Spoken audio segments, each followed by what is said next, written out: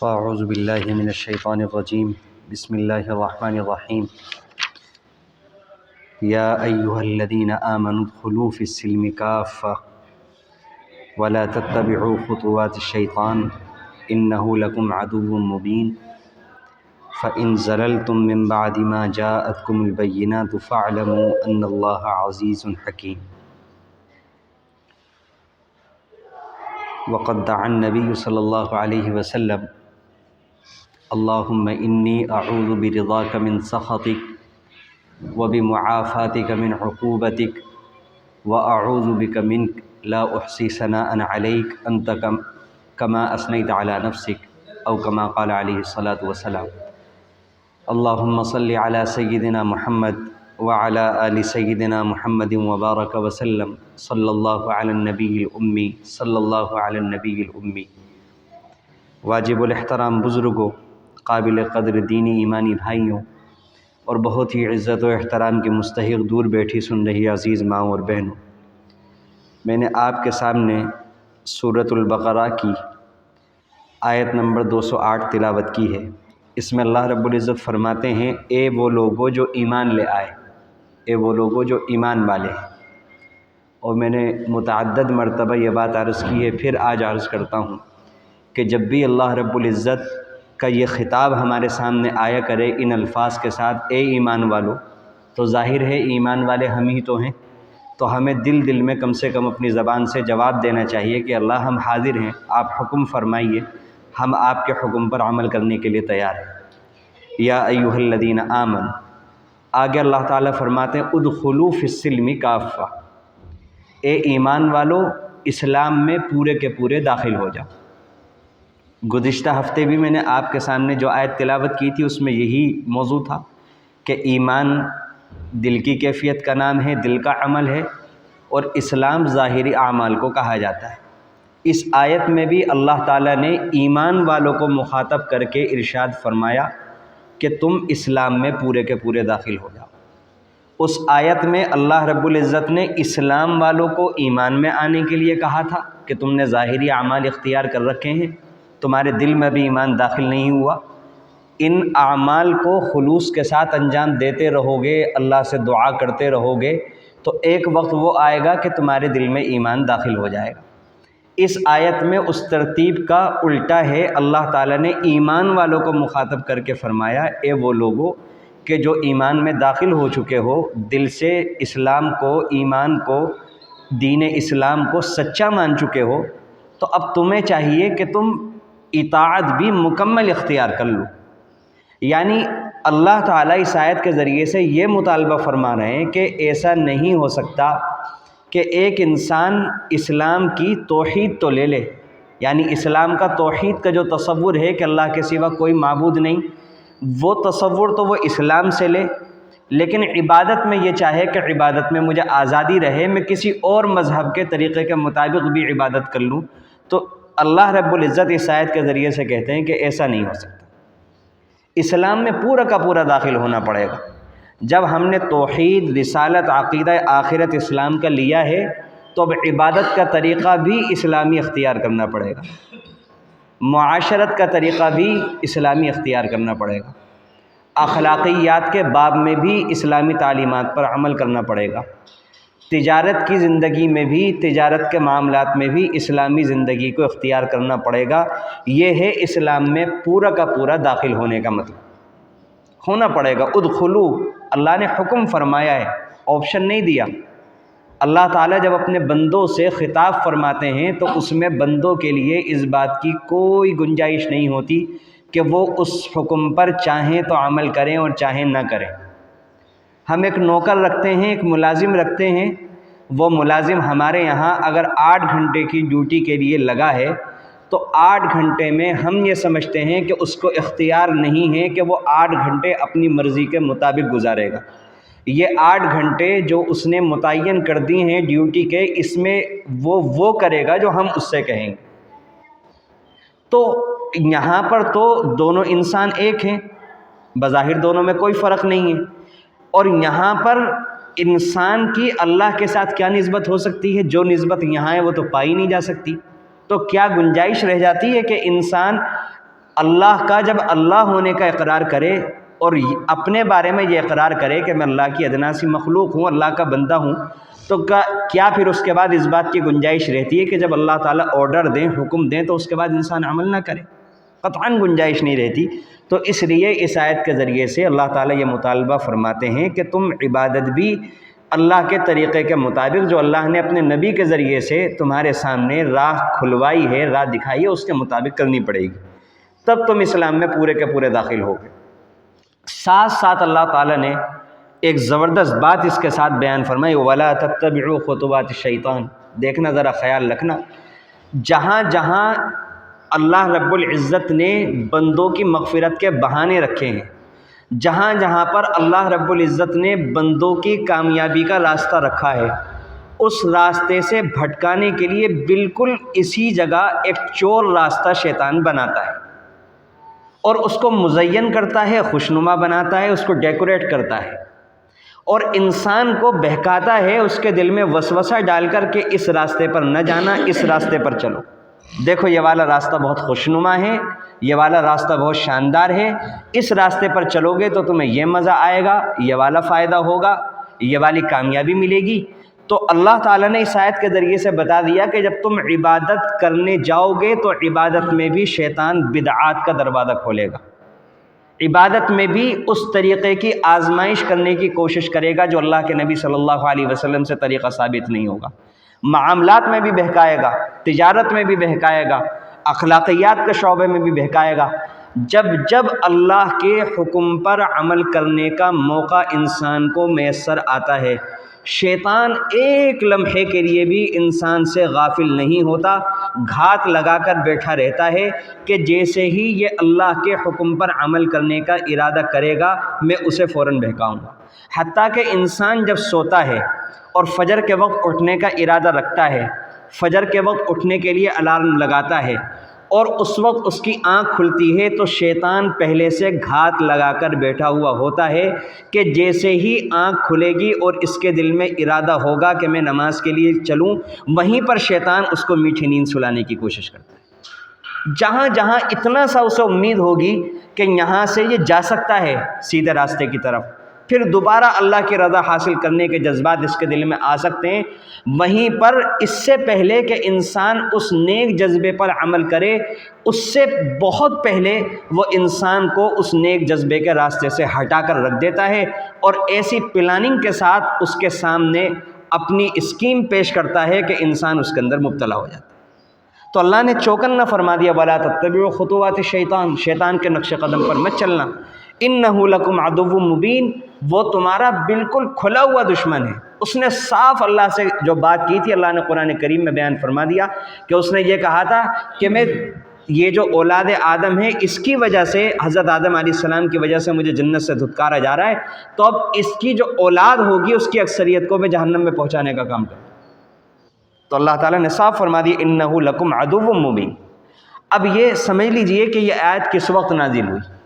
جب اللہ کے نبی صلی اللہ علیہ وسلم نے اسلام کی دعوت دی تو مدینہ منورہ میں جانے کے بعد کچھ یہودی اللہ کے نبی صلی اللہ علیہ وسلم پر ایمان لائے اور اسلام میں داخل ہوئے۔ جس طرح اسلام میں جمعے کا دن عزت والا ہے اور معزز ہے، عظمت والا ہے، اسی طرح یہودیت میں ہفتے کا دن عزت والا سمجھا جاتا ہے۔ اور اسی طرح یہودیت میں جس طرح اسلام میں بہت سی چیزیں حرام ہیں تو یہودیت میں اونٹ کا گوشت حرام تھا۔ تو جب یہ حضرات اسلام میں داخل ہوئے تو انہوں نے یہ سمجھا، یہ بالکل مخلص مسلمان تھے، پکے سچے مسلمان تھے، لیکن انہوں نے کبھی کبھی مخلصین، کبھی کبھی بہت خالص جو پکے سچے مسلمان ہوتے ہیں، وہ بیچارے سیدھے پن کے اندر کچھ ایسے کام کر جاتے ہیں جو شریعت کی نظر میں بڑے خطرناک ہوتے ہیں۔ وہ بیچارے اپنی دانش میں یہ ارادہ کرتے ہیں کہ اس سے اللہ تعالیٰ زیادہ راضی ہوں گے، لیکن شریعت کا علم نہ ہونے کی وجہ سے وہ اللہ کی ناراضگی والے کام کر جاتے ہیں۔ یہ اس بات کو سامنے رکھ کے، اس پس منظر کو سامنے رکھ کر کے آج جو موضوع مجھے بیان کرنا ہے یہ والی بات ہم سن۔ اب انہوں نے اللہ کے نبی صلی اللہ علیہ وسلم سے اجازت چاہی کہ اللہ کے نبی صلی اللہ علیہ وسلم، یہودیت کے اندر ہفتے کی تعظیم ضروری ہے اور اسلام میں ہفتے کی بے حرمتی کرنے کا حکم نہیں ہے۔ یہودیت کے اندر اونٹ کا گوشت کھانا حرام ہے، اسلام میں اونٹ کا گوشت کھانا واجب یا فرض نہیں ہے کہ ضروری ہے، کھانا ہی پڑے گا نہیں تو گناہ ملے گا۔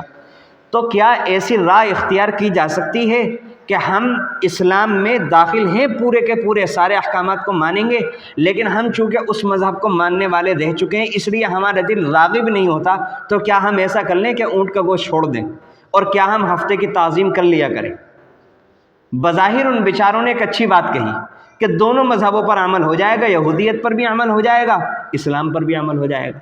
لیکن اللہ رب العزت نے سخت طریقے پر اس کا رد فرما دیا، نہیں، بالکل کام نہیں چلے گا۔ ایمان لائے ہو، کلمہ اللہ کا پڑھا ہے تو اطاعت بھی اللہ کی کرنی پڑے گی۔ جب اسلام کا کلمہ پڑھا ہے تو عبادت یہودیت کے طریقے پر نہیں ہوگی، عبادت اسلام کے طریقے پر ہوگی۔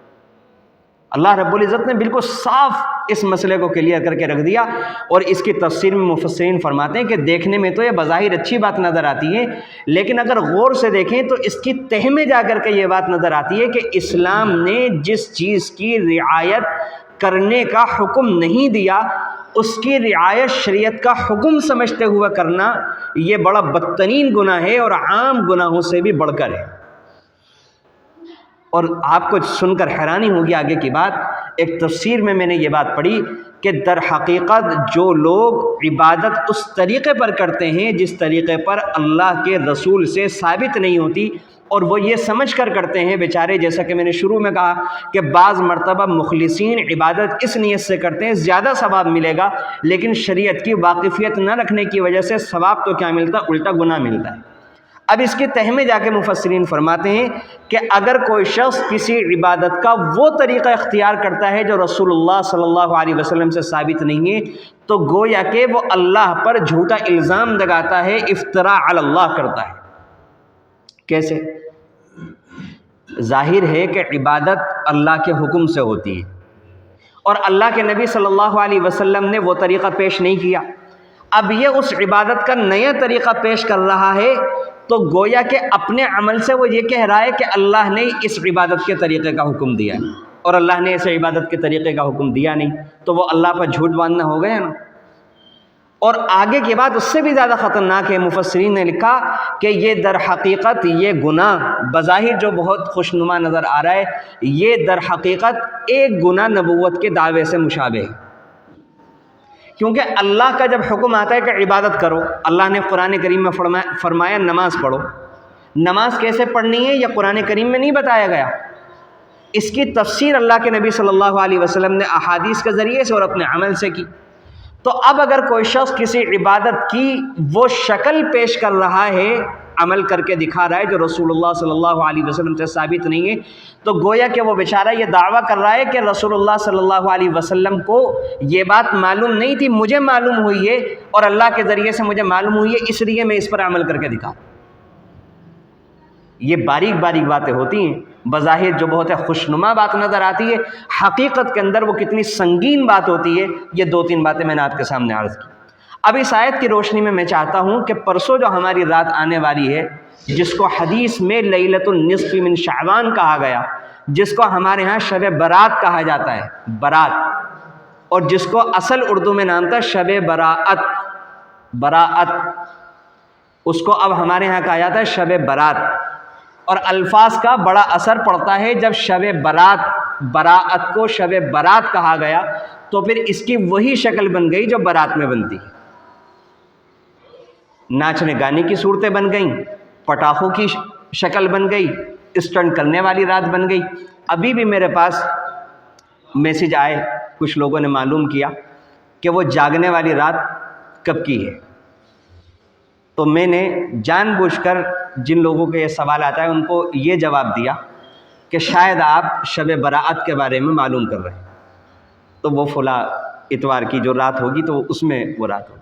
یعنی تصور یہ آ گیا ہے، یہ جو بچے چھوٹے چھوٹے دیکھتے ہیں ہمیں عمل کرتے ہوئے، تو ان کو بیچاروں کو کیا معلوم، ہم نے گھر میں کبھی انہیں حدیث کی کتابیں تو نہیں پڑھائیں، ہم انہیں دینی مجلسوں میں لے کر تو نہیں جاتے۔ یہ جو چھوٹے چھوٹے بچے پیدا ہونے کے بعد ہمیں جو کرتے ہوئے دیکھتے ہیں، یہ سمجھتے ہیں کہ ہمارے ماں باپ جو کر رہے ہیں دین پر عمل کر رہے ہیں۔ ہر چھوٹے بچے کے لیے اس کے والد، اس کے بڑے بھائی، یہ اس کے رول ماڈل ہوا کرتے ہیں، یہ اس کے آئیڈیل ہوا کرتے ہیں، چاہے وہ دینی معاملات ہوں چاہے دنیاوی معاملات ہوں۔ بچوں کو نماز پڑھنی سکھانے کی ضرورت نہیں پڑتی. بچے جب مسجد میں آتے ہیں، چھوٹے چھوٹے بچوں کا آپ دیکھیں کہ ان کا رخ قبلے کی طرف نہیں ہوتا، ان کی گردن والد کی طرف یا بھائی کی طرف مڑی ہوئی ہوتی ہے. وہ دیکھتے رہتے ہیں، رکوع میں جاتے ہیں تو گردن گھما کے 4-5 بار دیکھتے ہیں کہ میرے والد نے کس طرح رکوع کیا ہے. سجدے میں جاتے ہیں تو بھی اٹھ کر دیکھتے ہیں. جو بچہ جس کے ساتھ آتا ہے اس کی نماز جیسی وہ اپنی نماز بنا لیتا ہے. تو اسی طرح بچوں نے جب دیکھا کہ پٹاخے چھوڑے جا رہے ہیں تو بچوں کو یہ لگنے لگا کہ یہ والی رات جو ہے بس اس میں جاگنا ہے، اور جاگنے کے بعد جیسے عام طور سے جب انسان جاگتا ہے شادی بیاہ کے موقع پر کیا کرتا ہے، اس کی برائی، فلاں کے ساتھ بیٹھ کر کے ہنسی مذاق کر رہا ہے، انسان تفریح بازی کر رہا ہے، سڑکوں کے اوپر پھر رہا ہے، نوجوان لڑکے بائیکیں لے کر کے نکل رہے ہیں، اسٹنٹ کر رہے ہیں، ریس لگا رہے ہیں. تو بچوں کے سمجھ میں یہ آیا کہ شاید اسی طریقے پر اللہ تعالیٰ نے منانے کا حکم دیا ہو. تو اس لیے اس آیت کی روشنی میں اس بات کو سمجھیں کہ عبادت بھی اس طریقے پر ادا کرنی ہے کہ جس طریقے پر اللہ نے حکم دیا ہے اور رسول اللہ صلی اللہ علیہ وسلم نے کر کے دکھایا ہے. اللہ کے نبی صلی اللہ علیہ وسلم نے ہمیں اندھیرے میں نہیں چھوڑا.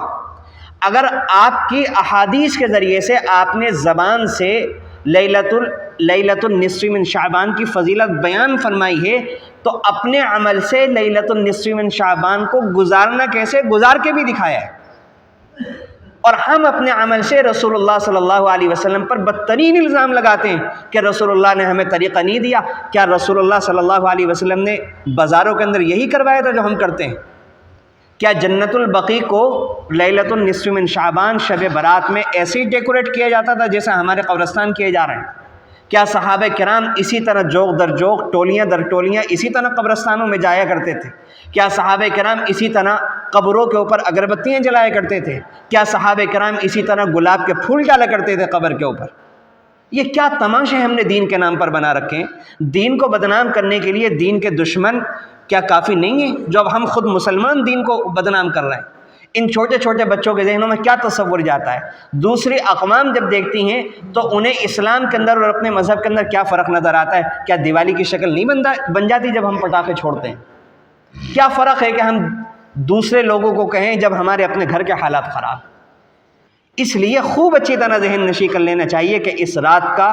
باہر نکلنے سے، شور مچانے سے، نئے کپڑے پہننے سے، پٹاخے چھوڑنے سے، اور قبرستانوں میں اس طریقے پر جانے سے، اور قبرستانوں کو اس طریقے پر دلہن بنانے سے، قبرستانوں کو اس طرح ڈیکوریٹ کرنے سے، قبروں کے اوپر اگربتی لگانے سے، قبروں کے اوپر پھول چڑھانے سے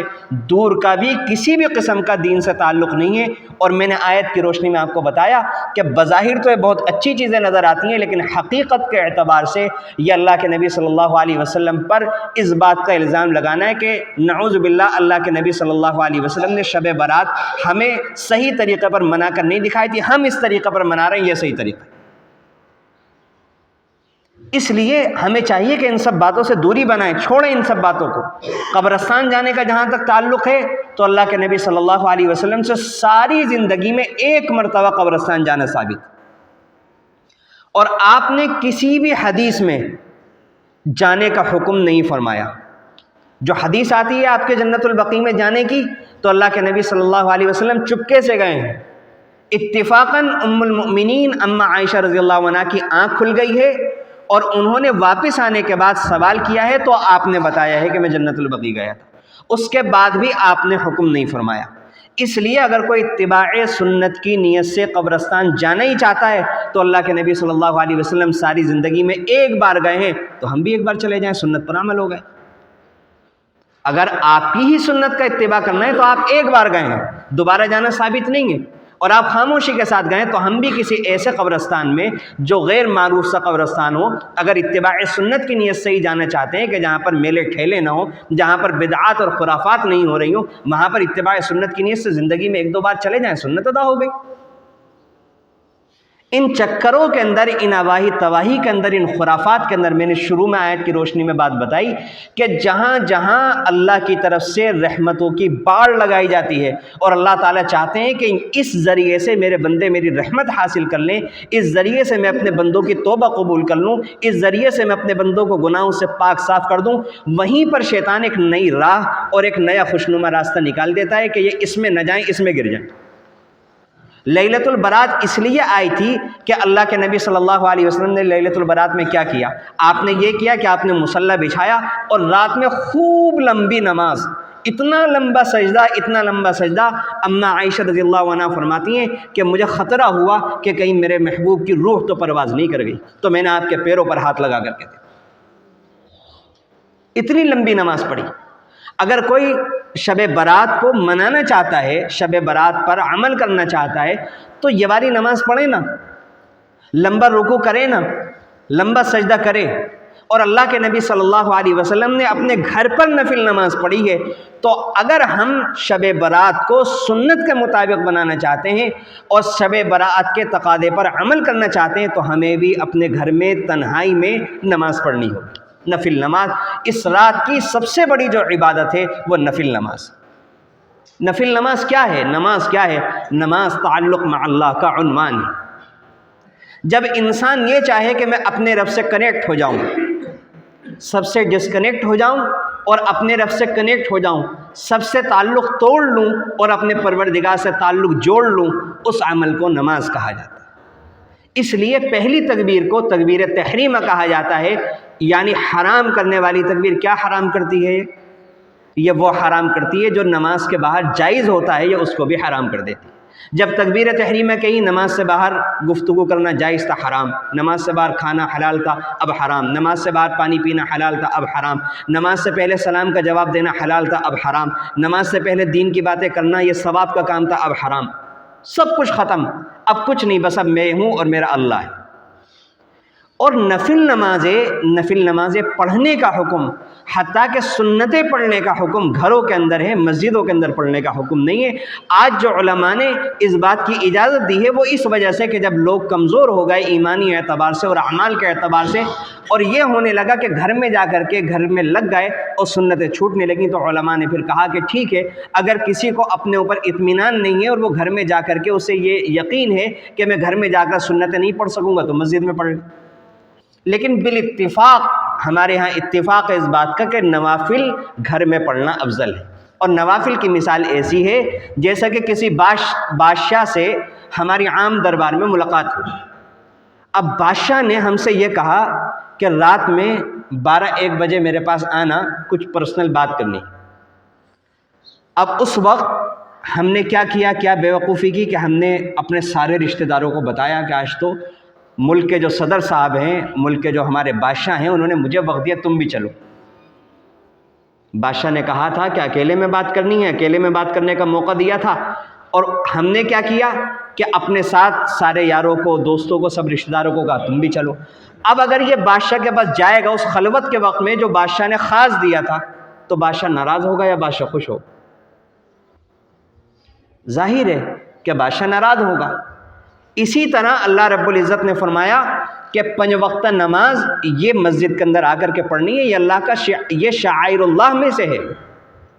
یہ تو ضروری ہے مسجد کے اندر آ کر کے نماز پڑھنا، خلاف سنت ہوگا، یہ سنت موقدہ قریب الواجب ہے، یہ ضروری ہے مسجد کے اندر آ کر کے نماز پڑھنا۔ لیکن نوافل یہ انسان اپنے گھر کے اندر پڑھے، یہ اللہ کے نبی صلی اللہ علیہ وسلم کی شریعت کے مزاج کے مطابق ہے، یہ اللہ کے نبی صلی اللہ علیہ وسلم کی تعلیمات کے مطابق ہے، یہ اللہ کے حکم کے مطابق ہے کہ نفل نماز ایسی ہے کہ جیسا کہ بادشاہ نے اپنے خاص دربار میں خاص بات کرنے کا، خاص ملاقات کا موقع دیا۔ اب اس وقت ہم کسی کو کیوں بلائیں؟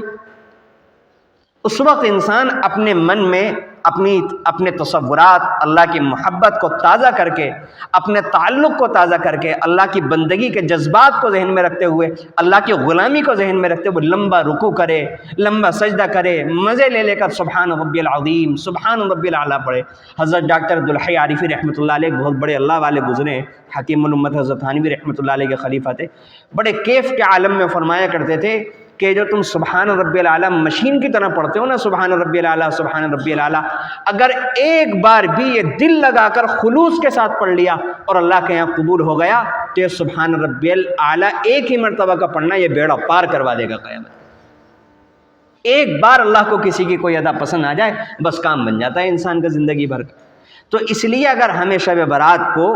اگر ہمیں عمل کرنا ہے دین کے مطابق، اگر ہمیں اللہ کو راضی کرنا ہے، اگر ہمیں رسول اللہ صلی اللہ علیہ وسلم کی سنت کے مطابق گزارنی ہے، اگر ہم چاہتے ہیں کہ یہ شب برات ہماری زندگی میں کچھ تبدیلی پیدا کر کے جائے، تو پھر ہمیں آنا پڑے گا رسول اللہ صلی اللہ علیہ وسلم کے راستے پر، اور تنہائی میں بیٹھ کر کے ہم 2 رکعت 4 رکعت 6 رکعت 8 رکعت جتنی اللہ توفیق دے، ہم تنہائی میں بیٹھ کر اپنی بساط کے مطابق لمبے رکوع، لمبے سجدے، لمبی دعا، اس طریقے پر ہم شب برات میں نوافل کا اہتمام کریں، قرآن کریم کی تلاوت کا جتنا ہو سکے اہتمام کریں۔ اس کے علاوہ اگر کوئی اور اذکار کرنا چاہیں، درود شریف پڑھنا چاہیں، استغفار کرنا چاہیں، لا حول ولا قوت الا باللہ، کوئی بھی جائز کام اگر ہم کرنا چاہیں، کوئی بھی جائز عبادت ہم کر سکتے ہیں۔ پوری رات جاگنا کوئی ضروری نہیں ہے۔ ہم کیا کرتے ہیں کہ عشاء کی نماز نہیں پڑھتے، جب بہت سے عشاء کی نماز پڑھ لیتے ہیں، ساری رات جاگتے ہیں، ادھر ادھر گھومتے ہیں، فجر کی نماز چھوڑ دیتے ہیں۔ آپ بتائیے فائدے کا سودا کیا، گھاٹے کا سودا کیا؟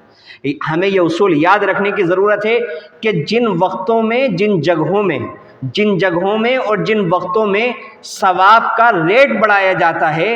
ان وقتوں کے اندر اور ان جگہوں میں گناہ کا ریٹ بھی بڑھ جاتا ہے۔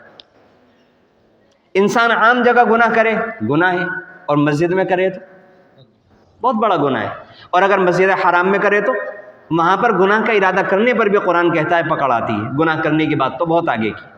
اگر کوئی انسان پانی کے اندر پیشاب کرے غلط بات ہے، اور اگر آب زمزم میں کرے، درجات ہیں۔ وقت کے بدلنے سے، جگہ کے بدلنے سے، چیز کی حیثیت بدلنے سے بات بگڑتی ہے۔ اسی طرح ان راتوں میں، عام دنوں میں بھی نمازیں چھوڑنا بہت غلط بات ہے، اور اگر ان مبارک رات میں چھوڑو، اس لیے فرائض پر عمل کرنا ہے۔ یہ مبارک وقت، یہ سورج غروب ہونے کے بعد سے شروع ہوتا ہے، تو مغرب کی نماز پڑھنی ہے۔ مغرب کی نماز کے بعد سنتیں بہت شاندار طریقے پر پڑھیں، ہو سکے اللہ توفیق دے تو اوابین کی رکعتیں پڑھیں، پھر مغرب سے عشاء تک اگر وقت ہو سکے تو لگائیں، عشاء کے بعد جتنا وقت ہو سکے لگائیں، اور اتنی عبادت کریں کہ فجر کی نماز نہ چھوٹنے پائے۔ اور اس سے اگلے دن کا روزہ اگر کوئی رکھنا چاہے تو حدیث میں اس کی بھی فضیلت موجود ہے۔ حالانکہ علماء نے اس حدیث پر کلام کیا ہے، لیکن علماء فرماتے ہیں کہ اللہ کے نبی صلی اللہ علیہ وسلم شعبان کے مہینے میں کثرت سے روزہ رکھا کرتے تھے، اور ہر مہینے کے ایام 20 کی جو تاریخیں ہیں 13، 14، 15، اس میں بھی روزہ رکھا کرتے تھے۔ تو اگر کوئی ان احادیث کو ذہن میں رکھتے ہوئے صرف 15 تاریخ کا روزہ رکھنا چاہے تو جائز ہے، گنجائش ہے، اور بہتر یہ ہے کہ 13، 14، 15 3 دنوں کا روزہ رکھ لے۔ اور یہ سارے نفلی کام ہیں، اس رات میں اگر کوئی عبادت کرے گا بہت اچھی بات ہے، اللہ کے یہاں ثواب پائے گا، نہیں کرے گا کوئی گناہ کی بات نہیں ہے، روزہ رکھے گا ثواب پائے گا، اور اگر روزہ نہیں رکھے گا تو کوئی گناہ والی بات نہیں ہے۔ تو اس رات کے 2 عمل میں نے آپ کے سامنے ابھی بیان کیے، ایک تو یہ کہ نفلی عبادت تنہائی میں اپنے گھروں میں سنت کے مطابق انجام دینے ہیں، اور دوسری بات میں نے یہ بیان کی کہ اگلے دن کا روزہ اگر رکھنا چاہیں اس کا جو درجہ ہے وہ میں نے بیان کر دیا۔ تیسری بات میں نے یہ بیان کی کہ قبرستان جانے کا مسئلہ، کہ قبرستان جانا اللہ کے نبی صلی اللہ علیہ وسلم سے ساری زندگی میں ایک مرتبہ ثابت ہے، تو اگر کوئی ایک مرتبہ چلا گیا تو اس سے سنت ادا ہو گئی، اور ایک مرتبہ بھی جانا ہے تو بدعات سے بچتے ہوئے جانا ہے۔ یہ پھول چڑھانے، یہ اگربتیاں جلانی، اور یہ سارے کے سارے کام یہ شریعت کے بالکل خلاف ہیں، اس سے بچنے کی ضرورت ہے۔ چوتھی چیز جو اس رات کا اہم عمل ہے وہ ہے دعا، اور اللہ کے نبی صلی اللہ علیہ وسلم نے دعا بھی مانگ کر کے دکھائی ہے، جو میں نے شروع میں پڑھی تھی، اللہم انی اعوذ برضاک من سخطک، اے اللہ میں آپ کی رضا کی پناہ میں آنا چاہتا ہوں آپ کی ناراضگی سے۔ انسان بار بار اللہ سے کہ اللہ راضی ہو جائیے، اللہ میرے اعمال تو نہیں ہے ایسے کہ آپ مجھ سے راضی ہوں، اللہ پھر بھی بھیک مانگتا ہوں، آج تو رحمتوں بھری رات ہے، آج تو آپ بہت بڑی تعداد میں جہنم سے لوگوں کو اللہ بری فرمائیں گے، اللہ مجھ پر فضل فرما دیجئے، اللہ بھیک دے دیجئے۔ اللہ آپ نے تو ہمیں حکم دیا ہے کہ فقیروں کو خالی ہاتھ نہیں لوٹانا، وَأَمَّا السَّائِلَ فَلَا تَنْهَرْ، اللہ ہم بھی تو بھیکاری ہیں، اللہ ہم بھی تو فقیر ہیں، اللہ کچھ بھی نہیں ہے ہمارے پاس، اللہ محض اپنے فضل و کرم سے مغفرت کی بھیک دے دیجیے، اپنی رضا دے دیجیے۔ وَبِمُعَافَاتِكَ مِنْ عُقُوبَتِكَ، اللہ آپ جو سزا دیتے ہیں گنہگاروں کو، اللہ ہم بہت گنہگار ہیں، آپ کی طرف سے ملنے والی سزا کے مستحق ہو چکے ہیں، لیکن اللہ آپ ہمیں عافیت دے دیجیے، اللہ ہماری سزا کو معاف فرما دیجیے۔ وَأَعُوذُ بِكَ مِنْكَ، اللہ آپ کے غصے سے، آپ کی سزا سے، آپ کی پکڑ سے، آپ کی طرف سے محروم کیے جانے سے، اللہ ہم آپ کی ہی پناہ میں آنا چاہتے ہیں، اللہ ہمیں اپنی پناہ میں لے لیجیے۔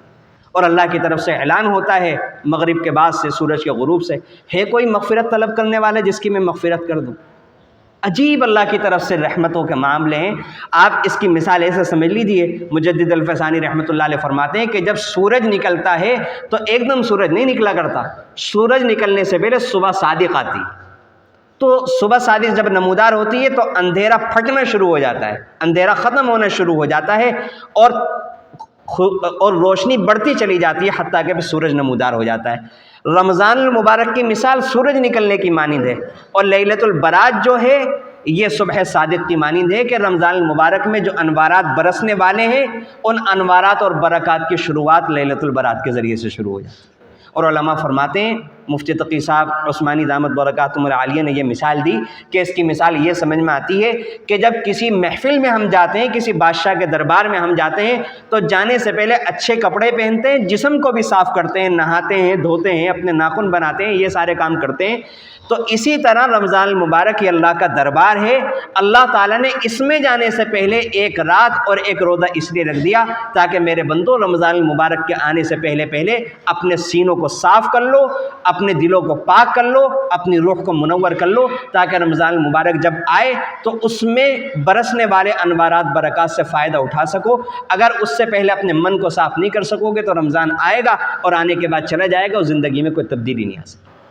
تو اس لیے اس رات کی فضیلت سے بھرپور فائدہ اٹھانا ہے، اللہ سے عافیت مانگنی ہے، اللہ سے رزق مانگنا ہے۔ رزق میں سب چیزیں آتی ہیں، عمر میں برکت، گھر میں سکون، گھر میں خوشیاں، گھر میں عافیت، بیماریوں سے حفاظت۔ رزق میں یہ بات بھی آتی ہے کہ نیک اعمال کی توفیق، نمازوں کے پڑھنے کی توفیق، نمازوں کی پابندی، تلاوت قرآن کی پابندی۔ اللہ ہمیں قرآن سمجھنا نہیں آتا، اللہ ہمیں قرآن سمجھنے کی توفیق، اس کے لیے جد و جہد کرنے کی کوشش۔ اے اللہ یہ ساری نعمتیں ہمیں عطا فرما دیجئے۔ غریبوں کا درد، اللہ ہمارا دل بہت سخت ہو گئے، ہمارے دلوں کو نرم فرما دیجئے۔ اللہ ہمارے دلوں میں اپنی محبت کو سب محبتوں پر غالب فرما دیجئے۔ یہ ساری چیزیں رزق میں آتی ہیں۔ دو لفظوں میں اللہ سے رزق میں یہ مانگنا ہے کہ اللہ آپ کے علم کے مطابق رزق میں جو بھی چیزیں آتی ہیں اللہ ہم ان سے واقف نہیں ہیں، ہم بہت کم علم ہیں۔ اللہ آپ کی نظر میں آپ جن چیزوں کو رزق کہتے ہیں ہمیں وہ ساری چیزوں کی ضرورت ہے، اللہ وہ ساری چیزیں عطا فرما دیجیے۔ عافیت مانگے، اللہ ہر چیز سے ہم عافیت مانگتے ہیں، بیماریوں سے، مصیبتوں سے، اولاد کی نافرمانی سے، اولاد کی بغاوت سے، گھروں میں بے سکونی سے، آپ کی نافرمانی سے، نمازوں کے چھوڑنے سے، حسد سے، بغض سے، کینہ سے، ہر گناہ سے اللہ ہم آپ کی پناہ میں آنا چاہتے ہیں، ہمیں عافیت عطا فرما دیجیے۔ اور ایک بات اور کہ اس رات میں حدیث میں آتا ہے کہ جس کے دل میں کینہ ہوتا ہے اللہ تعالیٰ اس کی مغفرت نہیں فرماتے، ماں باپ کے نافرمان کی مغفرت نہیں فرماتے، شرابی کے اللہ تعالیٰ مغفرت نہیں فرماتے۔ اس طرح کے جتنے بھی گناہ ہیں تو ان تمام گناہوں کی ہم معافی مانگیں اللہ رب العزت سے، اور اگر ہمارا کسی سے کوئی معاملہ خراب ہو تو اس کے لیے ہم اپنا معاملہ بہتر کرنے کی کوشش کریں، اپنا معاملہ ہم جو بھی ہمارا معاملہ اس کو نمٹائیں اور اس کو ختم کریں، اور معافی تلافی کر کے اپنا معاملہ اللہ سے بھی ٹھیک کرنا ہے اور اللہ کے بندوں سے بھی صحیح کرنا ہے۔ آخر میں یہ بات عرض کرتا ہوں اور اپنی بات کو مکمل کرتا ہوں کہ ہمارے ہاں شادی بیاہ ہوتے ہیں اور پروگرام ہوتے ہیں تو مہینوں پہلے سے اس کی تیاریاں کرتے ہیں کہ کھانا یہ بنے گا، استقبال فلاں صاحب کریں گے، رخصت کرتے وقت یہ کام کرنا ہے، فلاں کام کے لیے کرسی ایسی ہوگی، پردے ایسے ہوں گے، کھانا، بہرحال تفصیلات میں مجھے نہیں جانا۔ اسی طرح یہ جو اللہ کی طرف سے یہ جو مواقع آتے ہیں، ان مواقع کو لوٹنے کے لیے، ان مواقع سے فائدہ اٹھانے کے لیے کہ ہمیں اللہ کی کسی طرح رحمت مل جائے، ہماری مغفرت ہو جائے، ہماری ضرورتیں پوری ہو جائیں، خود سوچیں کہ اللہ آوازیں لگائیں گے اس دن کہ ہے کوئی ضرورت مند جس کی ضرورت میں پوری کر دوں؟ پھر کیا کوئی شک ہے کہ ہماری ضرورتیں پوری نہیں ہوں گی؟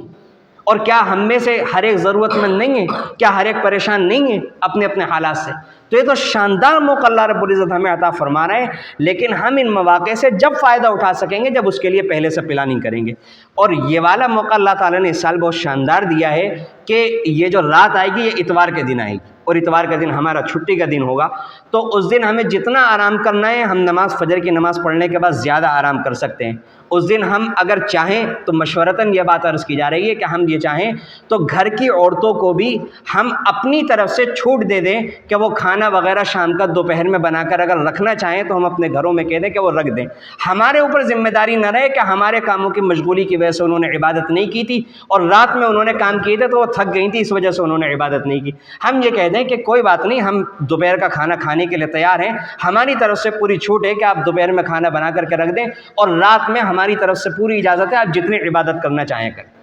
اور اپنے لیے بھی پہلے سے آرام کریں اور سارے کام کاج کو اس طریقے پر نمٹائیں. اپنے جسم کو